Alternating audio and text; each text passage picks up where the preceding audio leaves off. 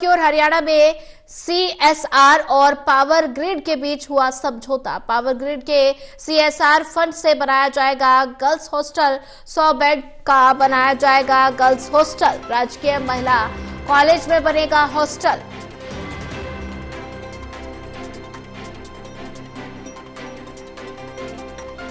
हरियाणा में सीएसआर और power grid के बीच समझौता हुआ। पावर ग्रिड के सीआरएस फंड से बनाया जाएगा गर्ल्स हॉस्टल। 100 बेड का बनाया जाएगा गर्ल्स हॉस्टल। राजकीय महिला कॉलेज में ये हॉस्टल बनेगा।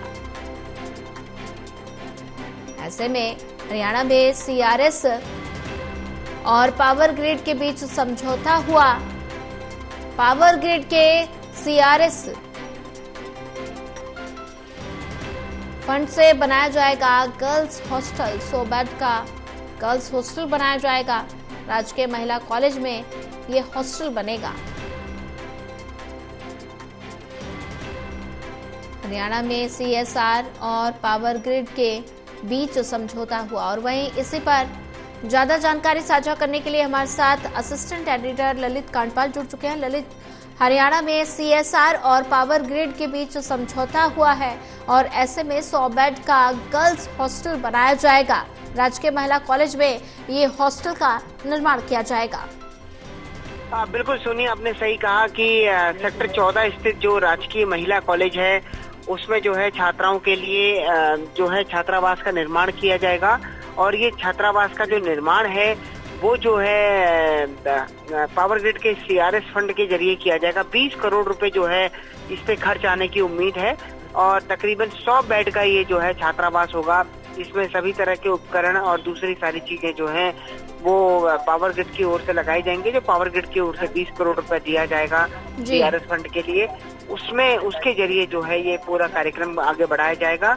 और सबसे दिलचस्प बात यह है कि जो सीआरएस फंड के इस्तेमाल को लेकर जो है कैबिनेट मंत्री राव नरवीर सिंह भी पहले कहा है कि उन्होंने कई काम ऐसे करवाए हैं। तो ये गुड़गांव में एक तरह से कहा जाए तो पहला ऐसा फंड काम है जो अब हो रहा है चुनाव के बाद और इससे जो है छात्राओं को काफी लाभ होने की उम्मीद है।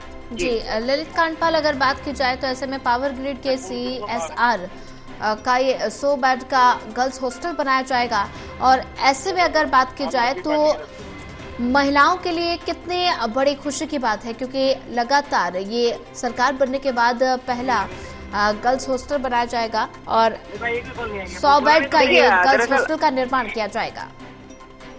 देखिए, दरअसल स्थिति ये है कि अभी अगर हरियाणा के दूर दराज के इलाकों से छात्राओं को पढ़ने के लिए आना होता है तो उन्हें बाहर जो है रेंट देकर रहना पड़ता है, किराया देकर रहना पड़ता है, जो उनके लिए कई छात्राओं के लिए ये करना काफी मुश्किल होता है।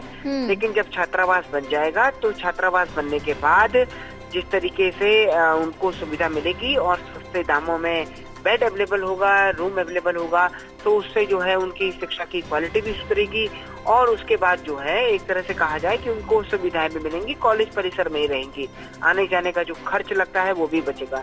तो काफी फायदे होते हैं अगर हॉस्टल बनता है तो इन छात्राओं को भी काफी फायदा होगा। जो 100 छात्राओं को यहाँ मौका मिलेगा उनके लिए निश्चित तौर पर ये कहा जाए कि काफी लाभ होने वाला है। जी ललित कांडपाल, ज्यादा जानकारी साझा करने के लिए आपका धन्यवाद।